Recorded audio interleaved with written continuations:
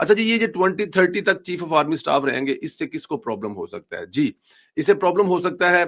پاکستان تحریک انصاف کو۔ اب یہ کہانی ذرا تھوڑی سی واپس جا کے آپ کو بتانی پڑے گی، تاریخ ہے وہ درستگی کے لیے، حالانکہ ہمارے پاکستان تحریک انصاف کے دوست یہ نہیں چاہتے کہ یہ جو تلخ حقیقتیں ہیں ماضی کی ان کو ڈسکس کیا جائے۔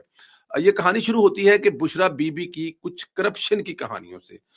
بشرا بی بی جو ہے وہ ملک ریاض کے ساتھ مل کر اور دوسری چیزوں کے ساتھ، دوسرے لوگوں کے ساتھ مل کر جس قسم کی انہوں نے پنجاب میں انی ڈالی ہوئی تھی، اور جس قسم کی ملک ریاض کے ساتھ مل کر وہ جو بحریہ والا سارا معاملہ اور اس کے علاوہ بہت سارے معاملے جو ہیں، وہ ظاہر ہے D G I S I تھے تو ان تک رپورٹیں پہنچتی تھی کہ جو خاتون اول ہیں، اب وہ وزیر اعظم کو اعتماد میں انہوں نے لیا ہوا ہے یا نہیں لیا ہوا یا کیا ہے، وہ انہوں نے نہیں پائی ہوئی ہے۔ تو اب D G I S I جو ہے وہ ظاہر ہے انہوں نے اپنے وزیر اعظم کو رپورٹ کرنی ہے کہ حضور شاید آپ کے نالج میں ہے یا نہیں ہے، لیکن آپ کو اپنی منجی تلے ڈانگ پھیرنی چاہیے۔ خاتون اول جو ہیں وہ